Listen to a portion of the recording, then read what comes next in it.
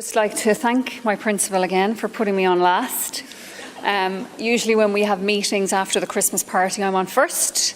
Last day of school, I'm on last. Today I'm on last again. So I apologise for that. My name is Jayne. I'm the IT coordinator here in the school. And I'm just going to go through a bit about what managed services means to me as an IT coordinator. And as I was running through this presentation, it became clear that really it's as an IT coordinator and a teacher, because I teach as well. So really, the IT coordinators in most schools were firefighters. We fix things, we fix printers, we fix IDs, we talk to vendors, we try to get the best price for things, we purchase things. We train the staff when we have time. We are a teacher in there of students as well, somewhere, and we're advisors, okay? There is no room in that space for the things that, as a teacher and an IT coordinator, we would like to be. I want to be able to investigate new technologies. I want to be able to develop the staff. I want to be able to develop the students. I want to have a whole school capacity among teachers for teaching IT and integrating technology, but also among the students. We want them to be digitally literate. We want them to be digital citizens. There's no time to research, to pilot things, to fail. I was delighted to hear Alan mention the power of failure. It's so important to have that space that you can fail. And I think it's important even for the students to see that the technology didn't work. What do we do instead? Who can we get in touch with? How can we work around this? I think that's a good lesson for students to learn. So as an IT coordinator in the system we had, there wasn't a lot of room, there wasn't a lot of space to do that.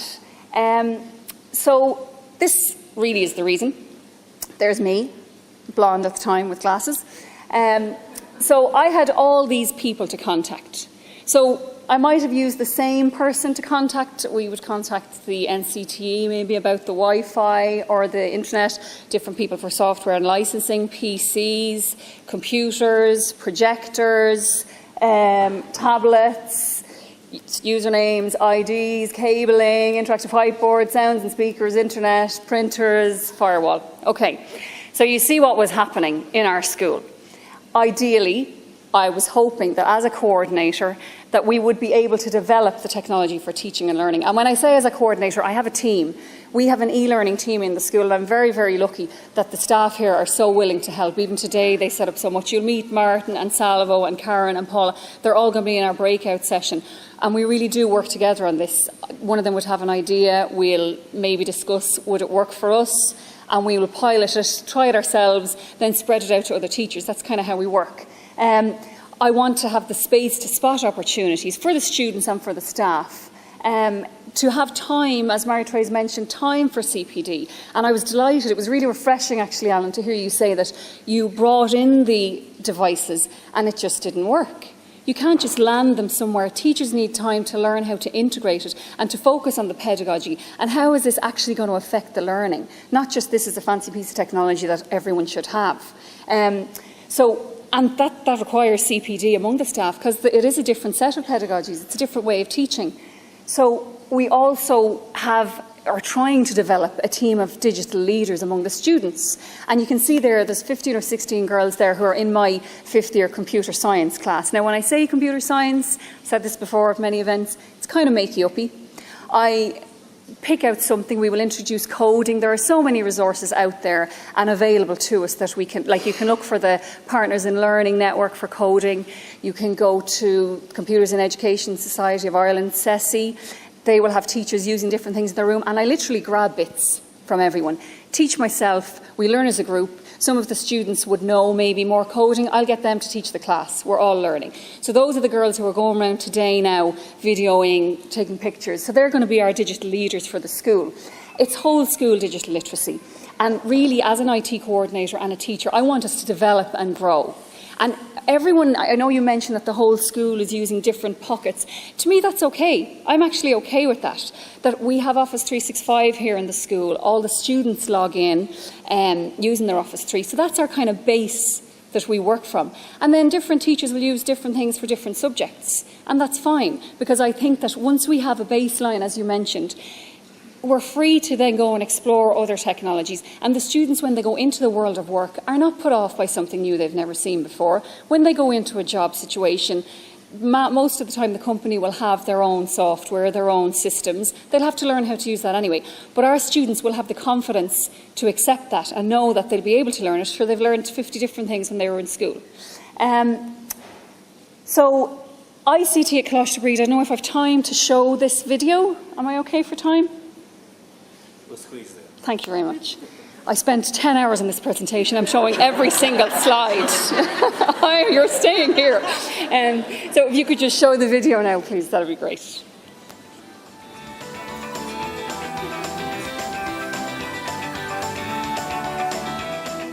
There's always been a vision for ICT in our school. Our approach to ICT is to incorporate it into every aspect of our school life, from administration, through teaching, through learning, through in student support, in any way possible.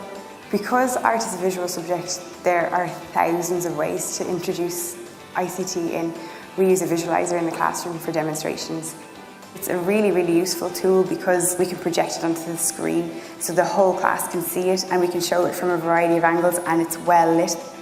We started to use Instagram so that students can see the good standard of work that's happening, the variety of projects. They can be inspired by something that's happening with sixth years, and that parents can start to see things that are happening at home as well. So I wanted to try something different. So I started doing stop motion animation with the kids, and they loved it because it was new, it was different, it was exciting, and it was easy breakdown into small parts for them, so that if they were in a group of 3, they could split it up, and while they're learning the new skills, they can teach each other. So all the pressure isn't on me. I can set them up, and then I'm just really facilitating them, making their projects, making their movies. Well, with my first year English class, we're integrating IT around the idea of creating an e-portfolio.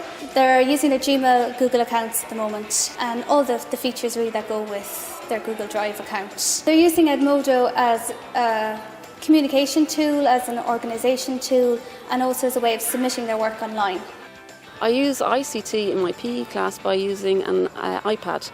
I use an app on the iPad called UberSense, which is a video analysis app which enables students to record themselves and play themselves back. UberSense is very easy to use because it gives immediate feedback to the students.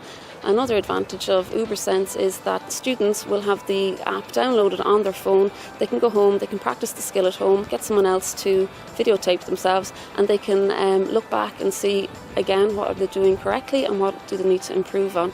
So it's another example of how technology is extending the boundaries of the classroom. We'll take him inside the hospital. Using ICT in the classroom is brilliant, particularly for business. Teamwork would be very important, and it would be a big part of the whole curriculum. So it gets them working very well in teams.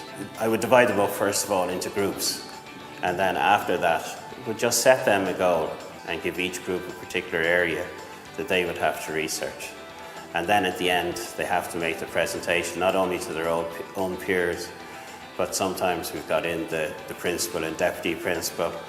Padlet is a platform, and it works effectively like a virtual notice board.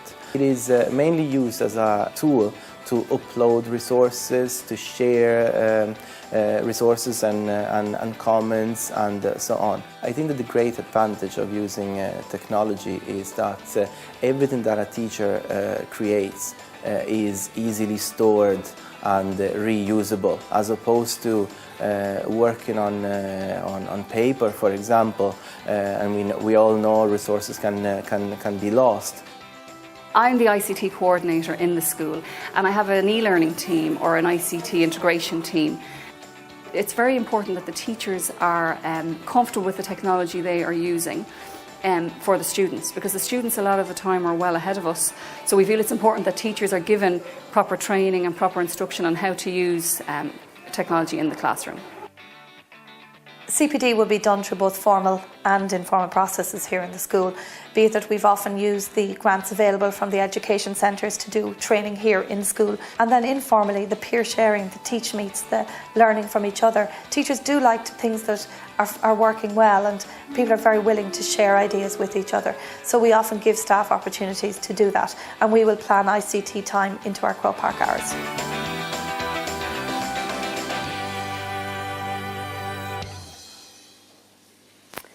Okay. So now with managed services, the focus can be more on teaching and learning, just the practicalities of how it works here in the school. There's one point of contact. We all send an email to support. Every teacher has access to that. So if something goes wrong in a classroom, the teacher can send an email there and then. I can be off-site, there's no need to worry. We have a whole team of experts behind us. Now, as Mary-Theresa mentioned, we have somebody here for a couple of hours, but the support is only at the end of an email. Most issues can be resolved remotely, so the idea of an ID not working, people not being able to access a printer, that can all be done remotely. And also we can see trends and anticipate. There's monitoring. I've come in here some mornings and there'll be somebody sitting inside at the server.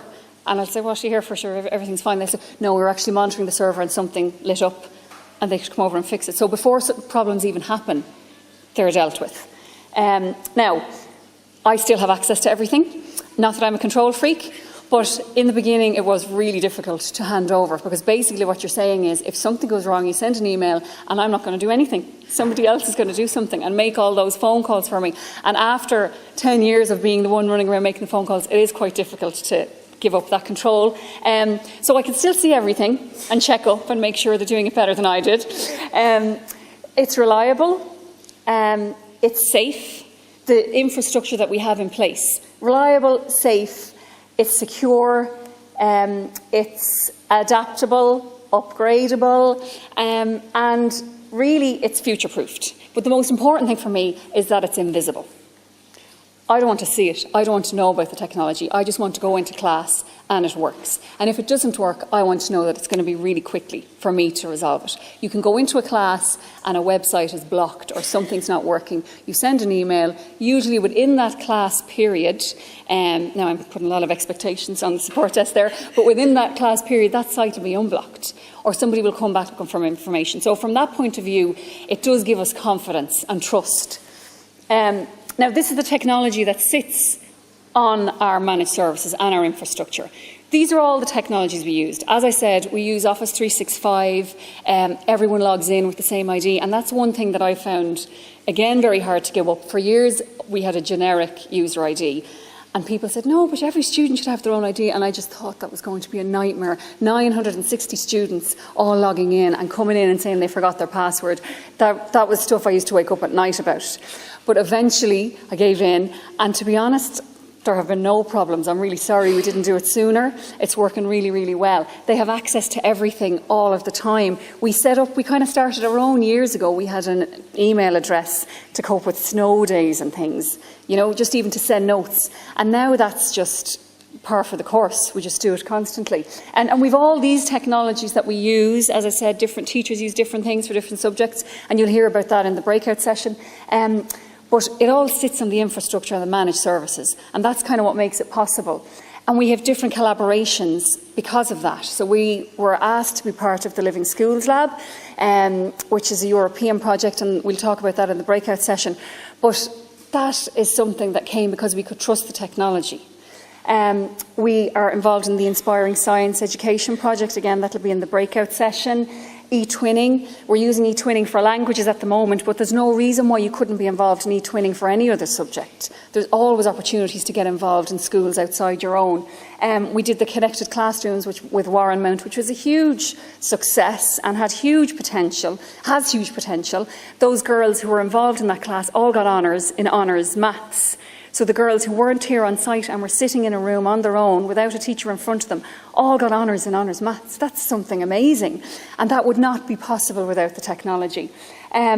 We are involved in different film festivals because we have the technology, and that we were kind of slowly introducing bring your own device. There are things that you can integrate into your subject. So, for example, I teach SPHE. The Cast Film Festival is about mental health and awareness and well-being. And we're involved in that because I can bring it into my SPHE class. The technology isn't the issue. It's about creating a video to make awareness about mental health. The same with the cycle against suicide. So the technology is kind of becoming invisible. And then we're also involved in the EU Folio project, which is where students use OneDrive and OneNote to create an online folio of all their work, and we have 2 or 3 English teachers taking part in that. And again, that was something we thought would be huge. We'll have a whole class, they'll have to set up their IDs, they'll have to set up all this. It's so much easier once you try it out.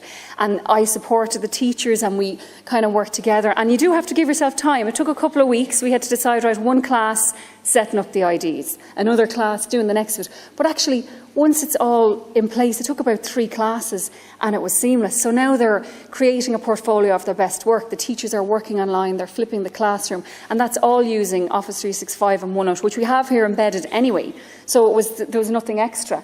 That's just about the Living Schools Lab. For anyone who don't know, the Living Schools Lab was a project where schools from different countries would get together and share best practice. So we're in Ireland. There were a couple of schools around the country who wanted to start getting involved in IT and upgrade their IT skills and the profile of their school. So as an advanced school, we helped them out. And it was very informal. I might send an email. They might say, we're looking to introduce this. What do you think? I'd give them advice. But Ireland actually won the best regional hub in that whole project, and that was out of 15 European countries, including the Nordics, which I was delighted about. There are so many opportunities to learn from other countries and try little things. And there were 3 or 4 teachers involved in that in the school. It was stuff we were doing already. Wasn't a big ask, wasn't any extra work. So I'm going to finish up on this with the benefits of managed services to us. The practical benefits are that the focus is on the learning and not the technology. It is becoming invisible. Now, I'm not saying it's perfect, but I know that if something happens or I want to introduce something, that there's someone I can go to. My husband at home says to me, as soon as he hears me coming into the room and saying, now, that means he wants me to do something. Because I'll say, now, do you know what I was thinking? And then that's it. The whole weekend is gone. It's the same with this. I'm sure the support staff hate me sending an email saying, do you know what I was thinking? Is there any way that? That's how my emails start. But that's fine. We have the discussion. We can integrate things then. We have the team of experts at our disposal, and we trust that the systems will work. And we do work together. It kind of is like a bit of a family now. I know I can ring somebody up at the drop of a hat. It might be the weekend. I might be having a meltdown over something. I know I'm taken personally, and they will calm me down and sort whatever it is out. But the knock-on effects that I didn't really anticipate are that the teachers are working with students to create the e-portfolio, not just in the EU Folio project, but I'll talk to teachers and they'll say, yeah, well, I got them to send it in, I had a look, they emailed it in to me, we set it up together and I made documents. I mean, they're creating folios themselves without even realising it. We're creating our own personal learning networks. We use Twitter a lot. There are teachers now in school who would go onto the EdChat.ie hashtag on a Monday night. There's a chat there about technology. And if any of you aren't on Twitter, it's something that you should get involved in. You don't have to say anything, you just even look it up. If you type in a hashtag EdChat.ie, you'll see loads of different things from Irish education, just people who can give you help out there. If you don't have systems set up in your school, there are people out there who have it done already and they could give you advice. The CESI network is another group that's been really, really helpful to us, and they have a conference every year. And as Mary-Therese said, we go to Bet, we look outside, we send a delegation from Cloisterbreed to CESI each year. And you might come back with 1 or 2 things that you can implement into your school, which is always useful. I love going to something. If I come back with 1 or 2 things I can use, that has been a successful conference for me. We attend seminars now and events. There was an event on in Microsoft there during the midterm break. So it was during the midterm break, and it was how to promote STEM careers to girls in school. So I was going to go to it anyway because I'm really interested in that. And Stephen Howell, who's the academic engagement manager over in Microsoft, had invited me. And I just put it out there to teachers. And the 2 career guidance teachers came, and a couple of other teachers wanted to come and couldn't, and we gave them back the information. We wanted to go to the Web Summit, and I got places for the students to go to the Student Web Summit. I had about 15 teachers who wanted to come as well.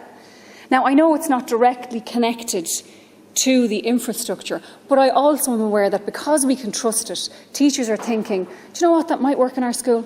I might go and have a look at this, I might go and have a look at that, because I think they might be able to implement it easily or with support. And as Mary-Therese mentioned, we have 13 teachers working with Bridge 21 and Trinity Access Programme and Google. They have a postgrad in 21st century learning, and 13 teachers signed up. And that's again in their own time. So the teachers here are willing to embrace, and they really want to learn and want to engage and bring it back to their students. So I just think for us, managed services, the easy integration of Office 365 and all the technology that we have in the school and have been able to support has just opened up huge possibilities. That's what I want to finish on. The possibilities are there, and people aren't afraid anymore. So that's it.